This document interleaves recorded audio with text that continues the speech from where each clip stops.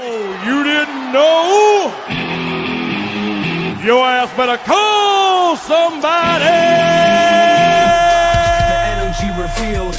Brooklyn to Queens, reppin' both hoods. Rob and CP, keep it fire, misunderstood. Cheer 'em all loud, let the anthem flow. Mets fans unite at the pregame show.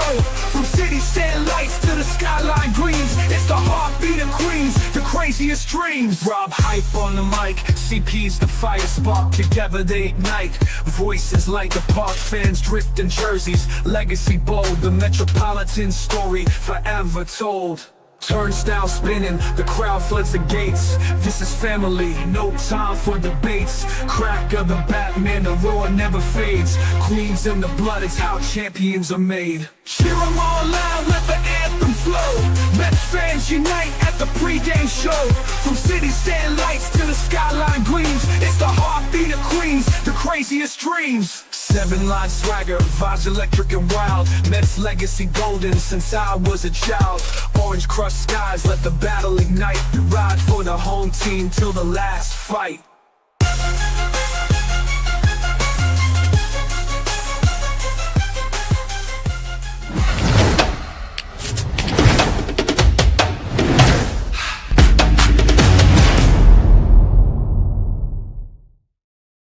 What's up, Mets fans? Welcome back to the Amazing Mets PreGame Show right here on the channel and on X. Hopefully, everybody is enjoying their Easter weekend or ready to enjoy their Easter weekend on this Friday as the New York Mets win another game at home and look to take another series for the season and get themselves to 13 wins on the season. And it was a game where it was, I wouldn't say well played, but it was a very somewhat calming out game, even though they scored 4 runs in the second inning, and that was kind of it. Nothing really else happened offensively, but they kind of did the job, right? Outstanding performances by all the pitchers. I mean, Griffin Cannon coming off the flu, 6 innings, 1 run, 3 hits. Outstanding performance by him. And it's amazing what happens when you throw a pitch that is your best pitch more often than not. And in Griffin Cannon's case, he's pitching backwards. He used to throw, a lot of breaking balls. A lot of fastballs and then try to set up with the breaking ball, but he's throwing a lot of breaking balls and setting hitters up with his fastball.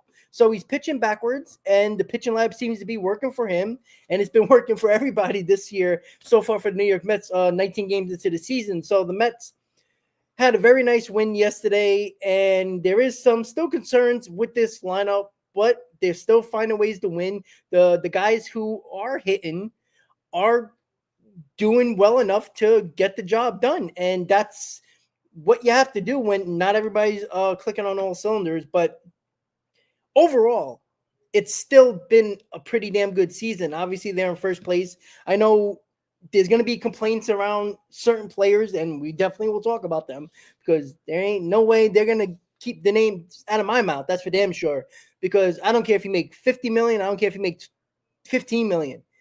When you suck and hurt this lineup, you are the problem. And there's been a couple of guys in this lineup that it's like, wake up. Like, I've had a problem with this guy for a few years now, and finally people are coming over to my side, and it just got to be better. We just got to be better. So, unfortunately, that is the case with the New York Mets, but they are still winning.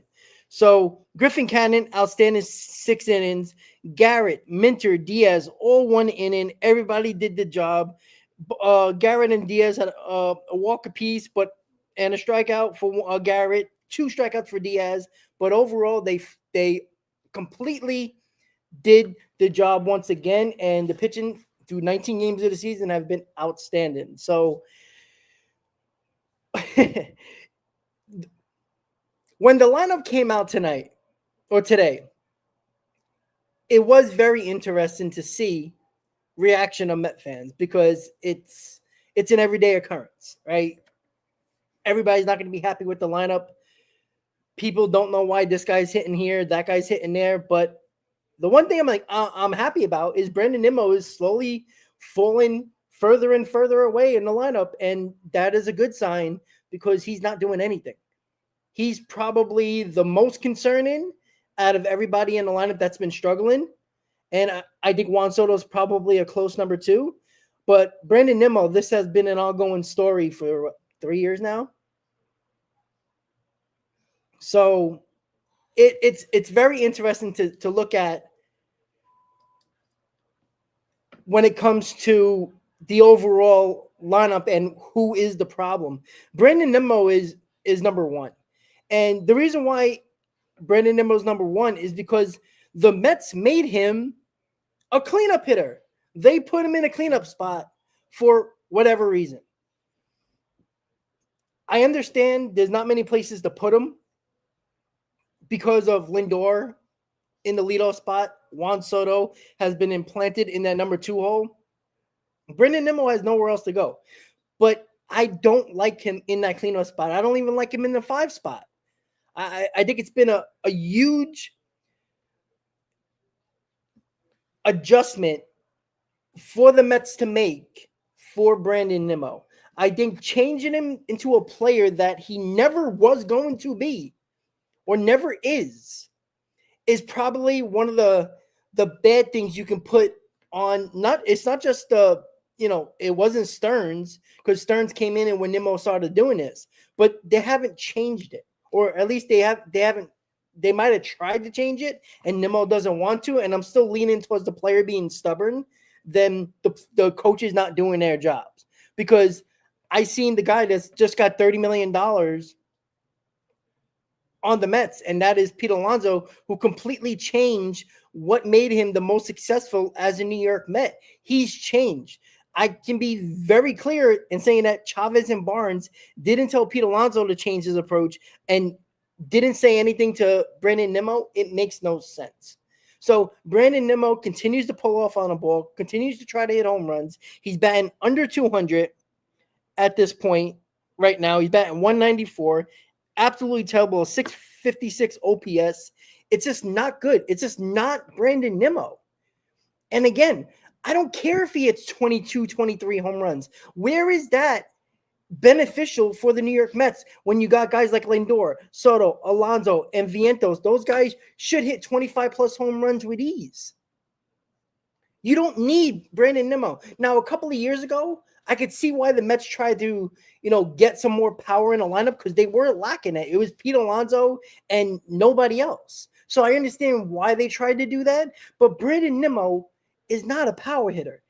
He never was a power hitter. He'll never be a power hitter. And that has been the problem with Brandon Nimmo the last couple of seasons, and it's getting progressively worse. And somebody was bringing up today on X, on the radio, oh, maybe Brandon Nimmo's hurt. Cut that shit out right away. If he's hurt, put him on the IL. Because when a guy plays, I consider him healthy.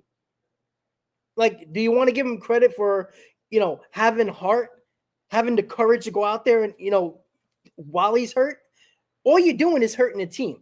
So I'm not going to give you the benefit of the doubt if you're hurt, because if you're in the lineup, you got to do the job. If you're hurt, don't end up in the game. Don't end up in the lineup. Say something. Go on the IL. All you're doing is hurting this team, especially when about 18 out of the 20 games this year, if not all of them, he's been in the 4th or 5th spot in almost every game. So he's killed the middle of this order. Completely killed the middle of this order. And he's one of the biggest culprits of the why the Mets have 7 losses. I mean, Nimmo, Soto, Vientos has left god-awful amount of people on base throughout the first 19 games of the season. That has to change for all 3 of them. That's without a doubt. But again, Brandon Nimmo, what he's doing now is completely messing up the best part of his game, which was the on-base percentage. He doesn't even, like, when Nimmo's not hitting a home run, he's not walking. He's not hitting singles. He's not trying to find a way to get on base. And so what is he? He's not a power hitter. He's not an average hitter anymore. He's not an on-base any guy anymore. He's basically an average player that is making $20+ million and you paid him to be your center fielder who's now a left fielder, and he's on the verge of being a DH. That's what you could see over the next 2 seasons with Brandon Nimmo. He's turned into an average player who got paid center field money, is now in left field, and is a year away or so of being a DH. Because if he is hurt and if he continues to struggle like this, you can't leave him anywhere in the lineup, especially in the middle of the order. So I just don't get it. I don't know why the approach is so different. And you could talk about injuries all you want. Even when Brandon Nimmo was healthy, he has this approach where it just doesn't make any sense. Like there's nothing successful out of what Brandon Nimmo is doing. So I just don't understand what's the logic in Brandon Nimmo's mind about hitting the way he does. I'm not sure. I do hope the coaches are telling him to change his approach, start going the other way, stop trying to hit home runs. Again, I find it very hard to believe that Pete Alonso can do it. And even if he was told to do it, he still has to do it personally. He has to do it on his own. I do wonder if Chavez or Barnes are telling him and Nimmo's not doing it. Like, Nimmo, you got your money already. You're not waiting for another payday. And the other thing that I keep on, and there's a couple Met fans who wanted, there was just last year, earlier last year, they were talking about Brandon Nimmo.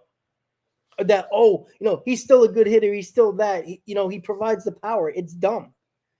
Because, again, I don't consider a power hitter an actual power hitter unless you hit 25 home runs or more consistently, not just 1 year, and then you go back to 21 and 21 and 22 and nowhere near the 30 range or close to the 30 range. If you hit 25 home runs consistently, which Brandon Nimmo has not done, you're not a power hitter. And if it's going to hurt your average, your on base, and your strikeouts even more, then what is the benefit of hitting 2 or 3 home runs? Even if you hit 24 home runs, you were hitting 18 to 20 home runs anyway when you were doing all those things well. So how much of a difference is it of 4 extra home runs, which most of the time they're solo home runs from Brandon Nimmo anyway? It's completely hurting the player that actually got him that contract in the first place. So it's unfortunate, but Mendoza is finally doing what he was doing with Mark Vientos from the beginning of the year. Vientos was batting cleanup, struggling, went down to the 5th hole, went down to the 6th hole. And then slowly but surely, Vientos is starting to pick up just a tad. And yesterday he hit his first home run. It wasn't a bomb by any means. It barely got over the wall. It hit the foul pole. Still counts as a home run, so all good there. I said this about 2 weeks ago. I think when Vientos hits his first home run, it's going to be a confidence booster. Now, he didn't do anything else after that. He was 1 for 4. So it wasn't it didn't jump him into, a crazy hitting, streak or anything like that, or look better at the plate. He still also had a strikeout. Just had a couple of, okay at bats, but it was still 1 for 4. But I said this, if he hits a home run, I think it's going to build his confidence and make him calm down a little bit. And we'll see. He's batting 5th in the lineup today as Jesse Winker is batting cleanup. And I'm not sure what's the logic of putting these guys in the cleanup spot, the Jesse Winkers of the world, the Brandon Nimmos of the world. I just don't understand that. Even Starlin Marte. I'm still a big fan of Starlin Marte. I think he's still a very good hitter when he starts, but he don't deserve to be in the cleanup hitter either. In the cleanup spot either. There's too many guys that Mendoza is putting in the cleanup spot. The one gripe I have with Mendoza this year is what guys are you going to continue to put in this 4 spot when they shouldn't be there? Like Mark Vientos is the prototypical cleanup hitter, right? He's supposed to be that 25 plus home run guy, that power guy, that one of those run producing guys. I understand that you had to take him out of there to take him to get him going a little bit, to try to ease the pressure off a little bit. He wasn't showing any power, wasn't hitting good at all, but Brandon Nimmo wasn't either. And you continue to put him out there. And there's 4 guys that have been in the cleanup spot for the majority of the season so far early on. It's been Winker, it's been Vientos, it's been Nimmo, and it's been Marte. That has to change. And again, that comes with somebody actually performing, and you hope Vientos starts picking it up. So your 1 through 4 is going to be Lindor, Soto, Alonso, Vientos, and you can mess around 5 through 9.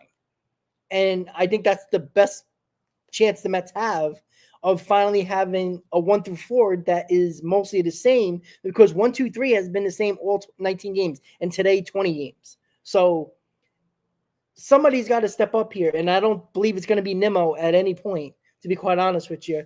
Vientos, if he picks it up, he'll be the cleanup hitter, and we'll be okay.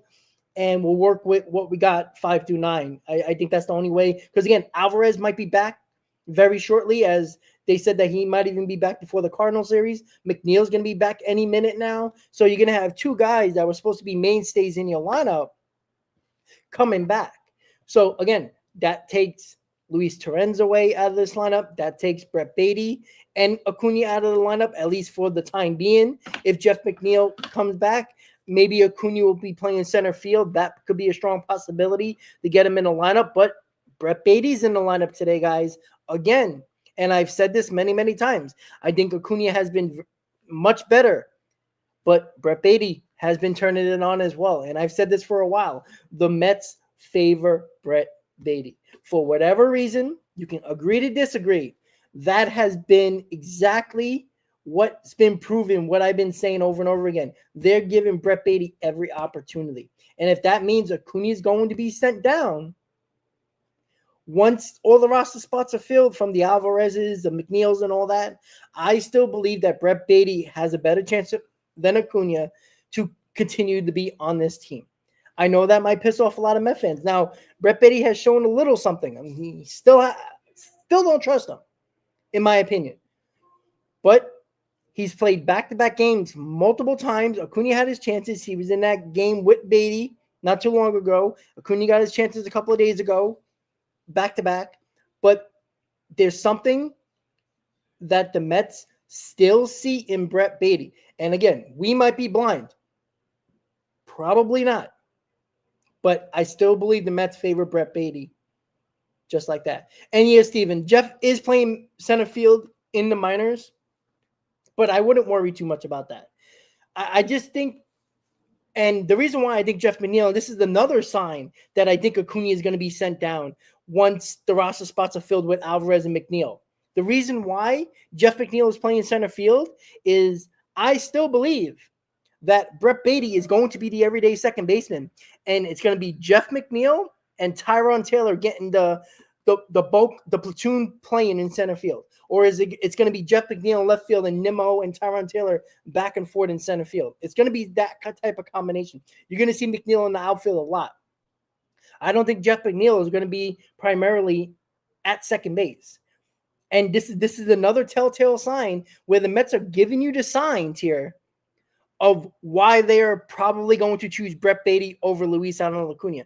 Now, I completely understand why that would piss off Met fans, because Acuna has shown much more life than Brett Beatty over I would say the last 2 weeks, with his speed, with his defense. You know, the bats have been looking better for both of these guys, but this is the problem, or this is what I've been saying for a couple of weeks now, that I still believe the Mets favor Brett Beatty over Luis Acuna. Now, it could mean just because Acuna is not playing every day and the Mets want to have him play every single day, and I don't know how much they trust him on an everyday basis at the major league level yet.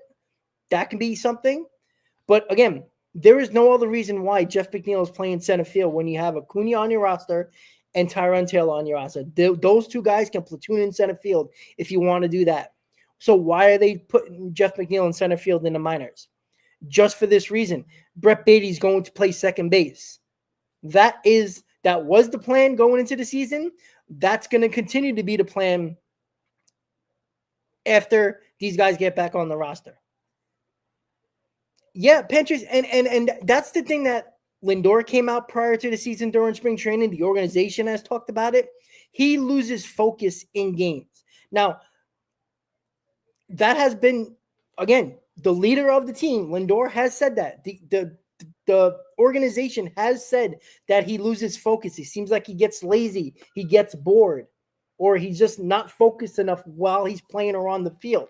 And it looks like, brain dead plays, but I think they're not brain dead plays. I think he just gets lazy and he loses focus. And again, he's so young, so you're not burying him by any means. But there is still some things to learn that you are not given the job based on 14 games and a couple of games this year. Now, Beatty hasn't either. But when Beatty is on his last leg, and he's actually shown better defense at second base than Luis Acuna. Brett Beatty has made all the easy plays. He's made a couple of very nice plays, and he doesn't look, quote unquote, brain dead at second base. Not my words. What they said in the chat. I forgot who said it. Pantry said that. But that's the problem. And that's what the Mets have talked about. That's what Lindor talked about. They need to see a little bit more focus from the kid. And that's not the worst thing in the world. I can assure you about 90% of these players that were 21, 22, 23 years old probably had issues when it comes to that. And that's okay. It's not a bad thing when you're 22 years old and you're still trying to figure out who you are as a player. It happens.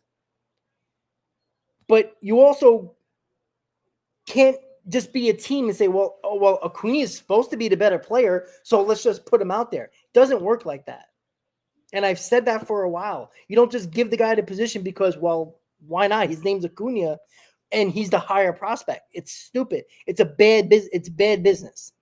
It's not the way to run a team. And again, I don't believe that Beatty is going to be the guy long term.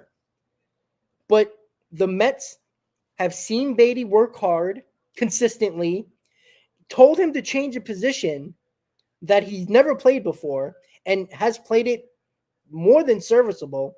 So he's been good at second base. He hasn't been a butcher. He's versatile, just like Acuna. But I still believe they like Brett Beatty's demeanor. I think that they like that he can play third base. I think that they believe that he can still provide that power that they believe he has, that he's shown many times in spring training. I don't know about that. I'm not sure. Yeah, committee, but Lindor, Acuna is not Lindor. When Acuna gets to that point, then he ain't going anywhere. But he's not Lindor, right? When you've been in the league nearly 10 years as Francisco Lindor, and you've been one of the better shortstops in baseball, that's fine. But this is not what Lindor has a couple of errors. But here's the problem. Acuna has the same amount of errors as Lindor. Acuna has played less games than Lindor. So you kind of answered my question. You kind of proved my point. So in less games, how many games have Acuna started? 14? 13? Came in a couple of times defensively. So he's played less games than Francisco Lindor.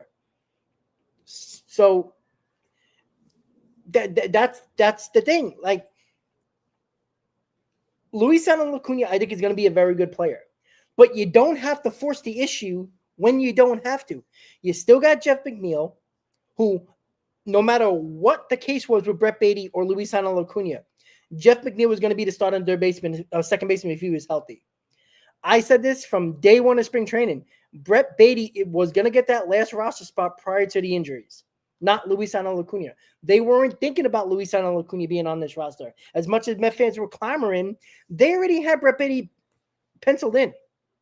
So they still believe that Luis Acuna has growing to do, which is not a bad thing. But you can't grow at the major league level and continue and try to be a winning team and a contender and try to play games when you develop in the minor leagues. Minor leagues are for development. It's to make you learn. It's to make you focus, get at bats, get plays on the field, get a lot of reps on the field. That's what the minor league is for. I'm sick and tired of people like, oh, just bring him up, let him play. He's still not getting consistent at bats. As much as you might say, why is Brett Beatty in the lineup today? Well, because they like Brett Beatty. Brett Beatty has shown probably a lot more focus on the field and off the field than Luisano Acuna. That matters to a team. That matters to a bench.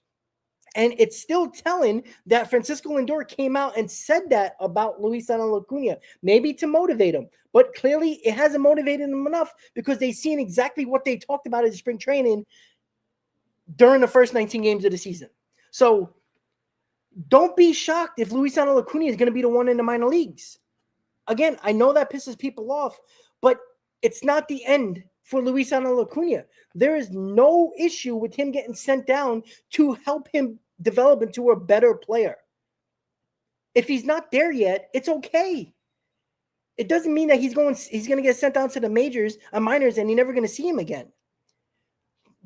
He has time to develop. And you know what? With a professional like Jeff McNeil, you have your second baseman. You have Brett Baty, who can, who's probably, I think, is going to be the second baseman while McNeil plays the outfield. You have that. You have the guy that you need in Jeff McNeil, who is going to be there. You have Francisco Alvarez. So Acuna is kind of repetitive, to be quite honest with you. And he's still not starting every day. With Acuna being a little bit better offensively, because he hasn't been better defensively than Brett Baty, offensively barely by Luisano Acuna, they still are not putting him in the game consistently.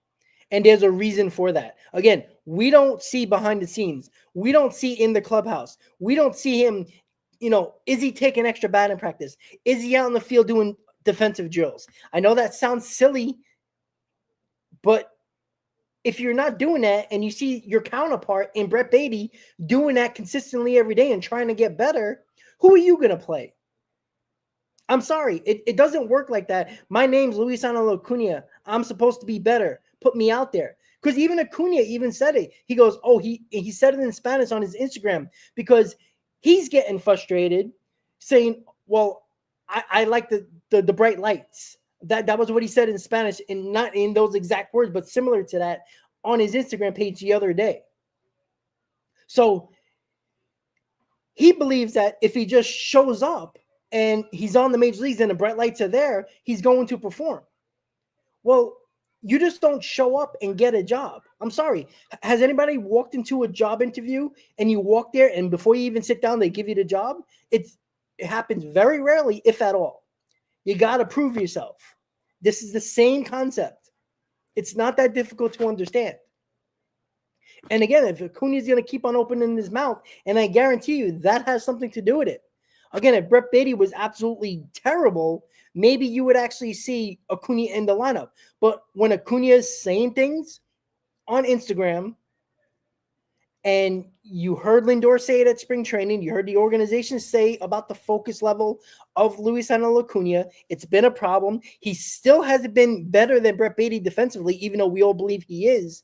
He's had a couple of mishaps and, lack of focus type of plays. He did it on opening day where he didn't turn the double play. He was lazy getting to second base, and then he rushed the throw, and then he threw it away. That cost the run that eventually became the winning run in Houston.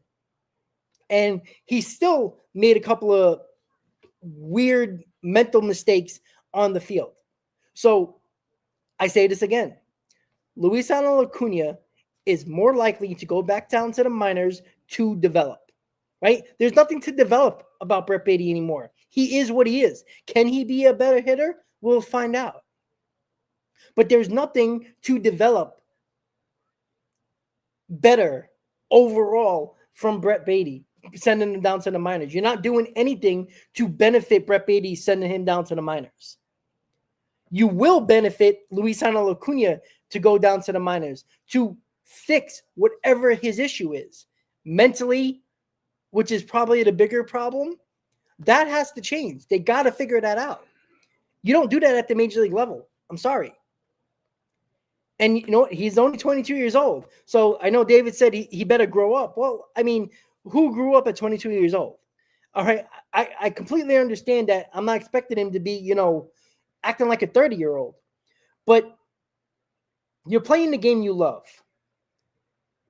A little bit more focus is not a lot to ask for from a top prospect. from your organization saying, focus a little bit more, right? We don't know what he's doing when we don't see him on the field on television. We don't know that. We don't know that at all. And I truly believe that he's probably not taking extra batting practice. He's probably not doing extra fielding. But I guarantee you Brett Beatty's doing it, because Brett Beatty has been in the lineup more times than Acuna this season, and there's a reason for that. And that's the only thing that else I could think of, because, and again, if Jeff McNeil never got hurt, Luis Acuna would be in the minor leagues. And I think that thought process is still going to be the case once McNeil comes back in a few days. It is what it is. Yeah, Keith, and that's obviously it's good issues, right? You're going to have Mauricio hopefully back probably sometime in May. And that's another thing. Ronnie Mauricio is going to be back on this team. Ronnie Mauricio was supposed to be the starting third baseman prior to him getting hurt. It wouldn't have been Beatty, wouldn't have been Vientos. Now, it was a blessing in disguise because we were able to bring up Vientos when Beatty wasn't doing the job. If Mauricio was healthy, you would have maybe not even seen Vientos in 2024. So, it's a give and take here, but it's just how it goes. Joel, no. Acuna didn't, I wouldn't say a bad statement, but he went on Instagram about a day or two ago, and he said something in regards, again, it was translated to English, and again, it's a soft quote. It's not an exact quote, but it was something of saying that I like the bright lights. Something of that form. So it was clearly pointed at the organization and the team, right? It was probably harmless because, again, he's 22 years old. You're not going to, sit him in the corner and say, hey, you're bad. He's 22 years old. He's still very young. And again, this younger generation that's old, they don't voice their opinions anymore verbally. They do it on social media now. That's how they do it, right? They're not the ones to probably walk into the manager's office and say that head face to face. They do it on social media now because that's the way the younger generation is brought up. So, it's not a bad thing or a good thing because that's just the way these younger generation is brought up, right? You don't say anything directly to somebody anymore. It's all through social media. They hide behind their name. So, yeah, I don't know if it's drama, except they need Luis Acuna to grow up. And again, he's 22 years old. I don't think they expect him to just be, 100%, military style grown up. He's not there yet, and that's okay, right? I'm not saying that, forget about him, never bring him back up. He has time to develop. Your team is good enough where if you have to worry about Luis Acuna, then somebody over the team is not doing their job. I said this from the beginning. If Luis Acuna if you're worried about if the team needs Luis Acuna that much, that means Lindor's not doing anything, Soto's not doing anything, Alonso's not doing anything, Vientos is not doing anything. But guess what? At some point, mostly Alonso, but they have been doing their job. They've been winning games. So Luis Acuna should be a role player at this point. He's nowhere near at peak development. So, and again, I hate when people say, well, just give Acuna at bats. Let him learn. I don't want him to learn at the major league level. There is no need for that, right? This isn't the NBA prior to the G League. This isn't the NFL that has no minor leagues. Okay? The only thing you can probably do is put him on the practice squad, but you can't even do that sometimes. There's a minor league system for a reason. There's levels of the minor leagues for a reason. So you can develop skill by skill, mental hurdle after mental hurdle at the minor league level. Some guys just have it. I don't think Acuna is there yet. And again, that's not the worst thing in the world. He's not his brother. He'll probably never be the biggest power hitter. So at this point, if he's not going to be a power guy, he's a role player. He's a role player that's in the bottom of the order. And again, if you're going to concern yourself with the bottom of the order consistently, that means the top of the order is not doing their job. So we'll see. When Jeff McNeil comes back and Francisco Alvarez comes back, I still believe that Luis Acuna is going to be the one sent down. And we'll see if that's the case. All right, guys. So look at the lineup today. We got Lindor, we got Soto, Alonso, Winker, Vientos, Nimmo, Torrens, Beatty, and Taylor, with David Peterson on the mound for the Mets against Miles Michaelis. And Michaelis is a guy that the Mets have really hit over the years. And this is a good matchup for the New York Mets. It would be nice for Soto to get, a couple of hits, couple of RBIs, get him going a little bit more, because Lindor finally got going yesterday with 3 hits. Want to see Soto getting going. Alonso's been doing his thing. Peterson's last outing was 7 innings or 6 innings. Outstanding. I don't expect anything less from David Peterson. He's going to pitch well. The New York Mets got to score more runs. Like, the 4 runs in the second inning was all they did. So it wasn't an offensive juggernaut. They just got very good pitching, and the 4 runs were enough, which most of the time it should be. How many times this year the Mets lost out of their 7 losses? They lost when they scored 3 runs or less. You score 4 runs or more, you're in very good shape, because the pitching hasn't give up. I think they're averaging around just under 3 runs per game for their opponents. So again, just do the math. If they can score 4 runs or more a game, they're probably going to win the game. So that's how good the pitching has been. So continue that track. Get that offensive going. Cardinals not a good team. The fans are behind you. You got to beat up this team. I said I want 3 out of 4. I'd be very disappointed with splitting the series. I want 3 out of 4 going into that Philly series. That Philly series is going to be probably the best first test for the Mets with one of the better teams in baseball in the Philadelphia Phillies. So we'll see. But it starts again today against Michaelis. David Peterson on the mound. We can hoop and ha about the lineup. I do like that Brandon Nimmo is in the 6 hole. I've said it over and over again. Brett Beatty is still getting a nod over Luis Acuna, if you like it or not. It's just what they see on an everyday basis. They still like Brett Beatty, what he's been doing. And he's probably working extremely hard, where you've seen mental mistakes by Luis Acuna.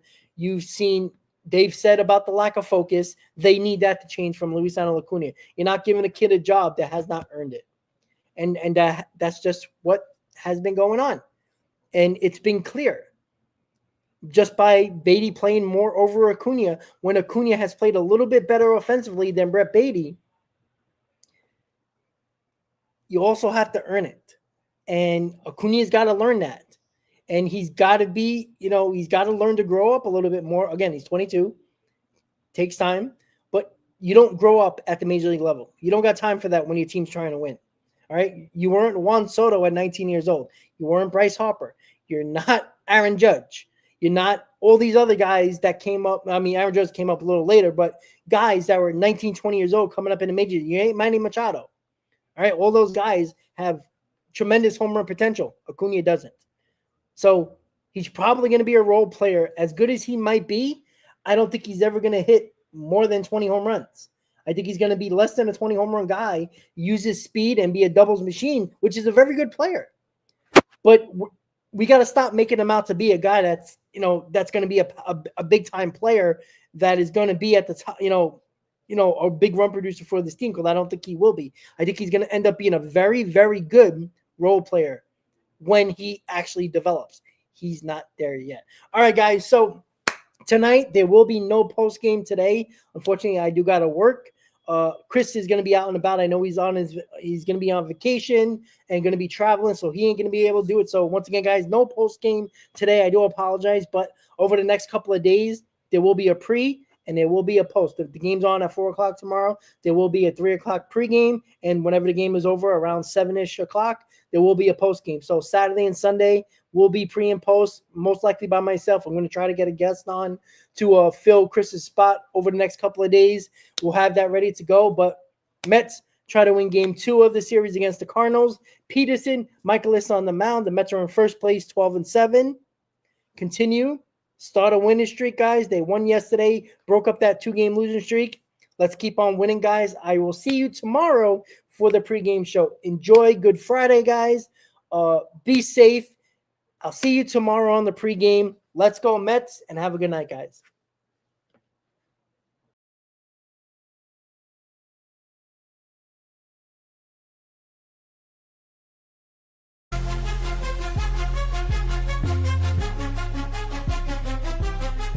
Seven train rumble, headed to the field. Orange and blue vibes, the energy revealed. Brooklyn to Queens, repping both hoods. Rob and CP, keep it fire misunderstood. Hear 'em all loud, let the anthem flow. Mets fans unite at the pregame show. From city sand lights to the sky.